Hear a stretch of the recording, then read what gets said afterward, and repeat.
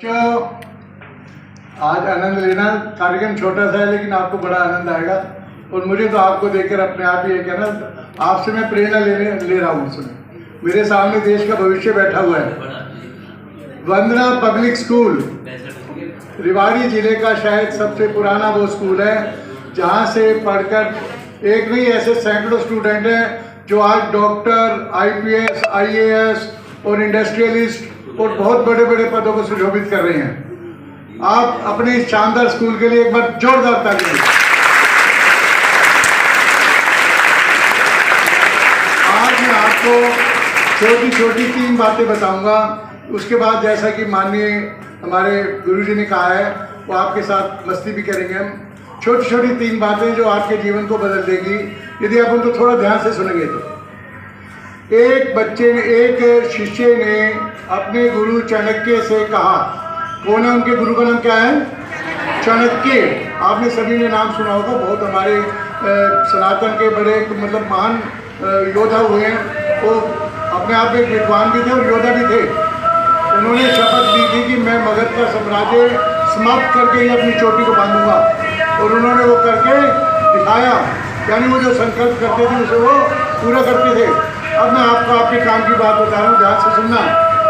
चाणक्य नदी में खड़े होकर प्रातःकाल क्या दे रहे हैं? सूर्य को अर्घ्य दे रहे हैं, प्रणाम कर रहे हैं, सूर्य की प्रार्थना कर रहे हैं कि मेरे जीवन में सूर्य जैसा तेज आ जाए। आप सभी के परिवारों में भी करते हैं ना, जब सुबह उठकर अपना छत पर जाते हैं तो सूर्य देवता को ऐसे करके जल अर्पित करते हैं। क्या भाव होता है कि हमारा जीवन भी सूर्य जैसा आलोकित हो, हमारे अंदर भी भगवान के प्रकाश का उजाला बना रहे। उसी समय उनका एक शिष्य जिसकी आयु लगभग 20 वर्ष थी, वो नदी के किनारे पर खड़ा हुआ। बोला, गुरुजी। बोला, हाँ जी बोलो, क्या बात है? बोलो, मुझे ये बताओ कि जीवन में बड़ी से बड़ी सफलता प्राप्त करनी हो तो क्या करना चाहिए? क्या पूछा उसने? बोलो। जीवन में बड़ी से बड़ी सफलता प्राप्त करनी हो तो उसके लिए क्या करना चाहिए? चाणक्य ने सुन तो लिया था उनके गुरु ने। उन्होंने कहा, मुझे नहीं सुनाई दिया, मेरे पास आओ। वो थोड़ा नदी में उतर कर आया, उसे बोला और पास आओ। करते करते जहाँ चाणक्य खड़े थे, जहाँ इतना पानी था नदी में, वहाँ वो प्रणाम कर रहे थे। उन्होंने उस शिष्य को भी अपने पास बिल्कुल पास बुला लिया। बोला, आप मुझे बताओ क्या पूछना है? शिष्य ने कहा, गुरुजी मुझे ये बताओ, जीवन में बड़ी से बड़ी सफलता प्राप्त करनी हो तो मुझे क्या करना है? चाणक्य ने आओ देखा ना ताओ, उसकी गर्दन पकड़ी और उसको पानी में लेकर डुबो दिया। क्या कर दिया? पानी में डुबो दिया। अब शिष्य के तो 1 मिनट पानी में भी कहते, यदि हम रहे तो हमारी सांस निकलने लगती है। उसकी सांस भूलने लगी, उसके लगा मरता हूँ मैं। 1-2 मिनट उसने जैसे मनी मन कहा, गुरुजी क्या कर रहे हो? बोल तो नहीं सकते ना पानी में। लेकिन फिर उसने क्या देखा, गुरुजी तो पानी से निकाल ही नहीं रहे। फिर उसने क्या किया? अपनी पूरी ताकत लगाकर अपने गुरु को अपने ऊपर से यूं साइड करते हुए पानी से बाहर निकला। उसकी सांस ऐसे हो रही थी कि मरा के मरा। 2 मिनट बाद उसकी सांस नॉर्मल हुई। गुरुजी आप क्या कर रहे थे? आप तो मुझे बाहर ही देते। चाणक्य आगे से मुस्कुराने लगे। चाणक्य ने कहा, ये मैंने आपके प्रश्न का उत्तर दिया है। बोला, ये क्या उत्तर हुआ? बोला, आपने जब मैंने आपको पानी में डुबोया आपने क्या किया? उसने क्या किया? अपनी पूरी ताकत लगा दी अपने आप को बाहर निकालने में। उसका क्या परिणाम हुआ? चाणक्य जो उससे मजबूत थे उसको भी उन्होंने ऊपर से अपने से हटा दिया और वो पानी के बाहर निकल आया। उसकी जान बच गई। क्या उत्तर था उसमें? चाणक्य ने बिल्कुल उसको ये समझाया इसके माध्यम से, यदि आप जीवन में सफलता प्राप्त करना चाहते हो बड़ी से बड़ी, तो क्या करना होगा आपको? अपनी पूरी एनर्जी उस काम के लिए लगानी होगी।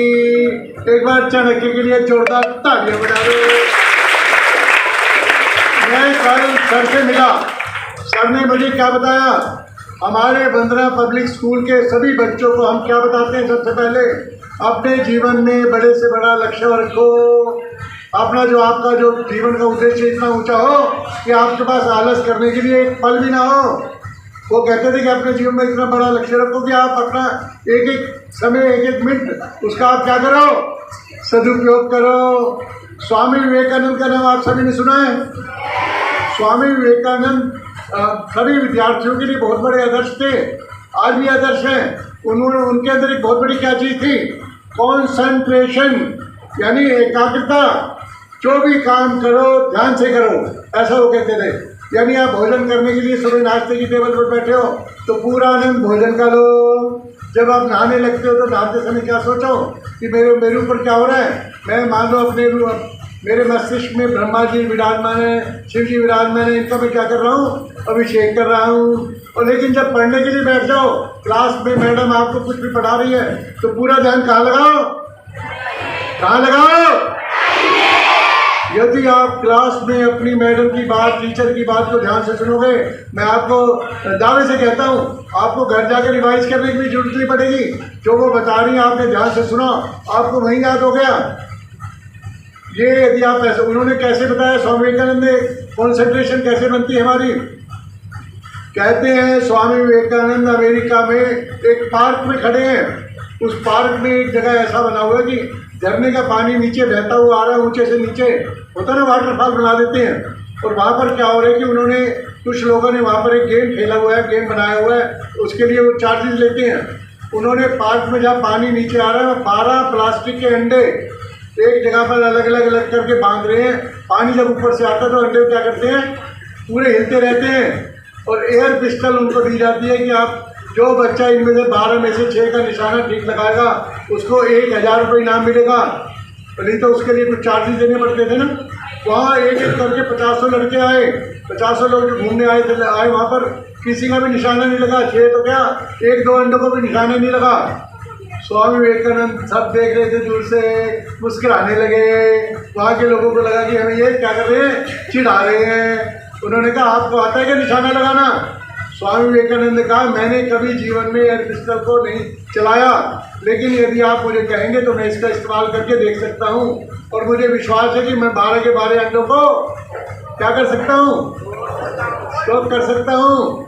उन्होंने कहा चलिए आप ट्राई कीजिए, यदि आपको ऐसा लगता है कि मैं कर सकता हूँ तो। स्वामी विवेकानंद ने एयर पिस्टल ली अपने हाथ में, 1 मिनट के लिए आंखें बंद की, अपने ध्यान को एकाग्र किया। फिर उन्होंने ध्यान से उस अंडों को देखा, 1 2 3 4 12 के 12 अंडे क्या हुए, स्ट्राइक हुए। सब वहाँ पर हैरान लगी, ये क्या हुआ, आपने जिंदगी में पहली बार पिस्टल ली और 12 के 12 अंडे क्या आपने स्ट्राइक किए। उसमें क्या उत्तर दिया स्वामी विवेकानंद ने, मैं जो भी काम करता हूँ कैसे करता हूँ, पूरा ध्यान लगाकर करता हूँ। बच्चों आप भी यदि ध्यान लगाकर अपनी पढ़ाई करोगे तो जब आपका नाश्ता आपके सामने आता है तो उसमें क्या होता है, आमतौर पर नाश्ते में क्या बना के देती है मम्मी, परोठे, ऊपर मक्खन लगाकर, साथ में दही भी होता है ना, और साथ में कई बार दूध भी पिलाती है मम्मी। लेकिन आपके नाश्ते में कई बार क्या आ जाता है, मैगी, मोमोज, बर्गर, पिज्ज़ा। कौन कौन खाता है ये सब चीज़ें, हाथ खड़ा करो। 4 चीज़ें बताइए मेन, मैगी, बर्गर, पिज्ज़ा और मोमोज। कौन कौन खाता है, हाथ खड़ा करो।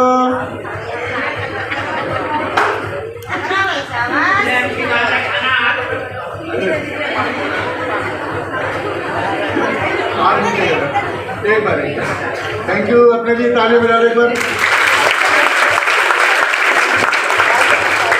बच्चों मैं आपको इस शिक्षा के मंदिर में आज इस प्रातः की वेला में ये बताना चाहता हूँ, आपका भोजन आपकी एनर्जी आपके अंदर प्रोवाइड करता है। यदि आपका भोजन ऐसा होगा जिसमें मिनरल्स होंगे, विटामिन होंगे, आप पढ़ाई में आपका मन लगेगा, आपका शरीर निरोग रहेगा। ये जो 4 चीज़ें मैंने बताई, क्या ये जंक फूड है। जंक फूड का मतलब ये केवल भोजन आपके पेट को भरता है, लेकिन इसमें किसी तरह का कोई विटामिन नहीं है। ये आपके दिमाग को डल करता है। जितना आपका भोजन सात्विक होगा, अच्छा सात्विक भोजन, पवित्र भोजन क्या होता है, कौन बता सकता है बच्चों में से? फल, सब्जियां, परोठे, मक्खन, दूध इत्यादि इत्यादि। मतलब ये सभी चीज़ें जो बाजार से लेकर आप खाते हो ना, इसमें मैं भी एक 8 साल का बच्चा, उसको कैंसर हुआ, रिवाड़ी के हॉस्पिटल में पूछने गया, उसकी मम्मी क्या बोली, रोते हुए बोली, जब देखो चिप्स खाता रहता था, जब देखो चिप्स खाता रहता। अब क्या हुआ, इसके पूरे लंग्स खत्म हो गए, फेफड़े खत्म हो गए उसके। यानी आपका जो खाना है आपका वो हेल्दी भी बना सकता है और आपका वो बीमार भी बना सकता है। आप हेल्दी बनोगे, बीमार बोलो एक बार, हेल्दी। उसके लिए क्या खाना है, गड़बड़ वाला खाना आज से बंद। अभी 3 महीने बाद आपके एनुअल एग्जाम होंगे। आपके मम्मी पापा सभी क्या सोच रहे हैं, मेरे बेटा तो फर्स्ट आएगा, टॉप आएगा। मेरी बेटी जाती है सुबह नई ड्रेस पहन के, उसको टाई भी डालती हूँ, वो क्या आएगी इस बार, फर्स्ट आएगी। कैसे फर्स्ट आएंगे, जब हमारे अंदर एनर्जी 100% होगी। तो आज से हमने गड़बड़ वाला खाना बंद, गड़बड़ वाला खाना ओके। अपने लिए तालियां बजा दो बच्चों।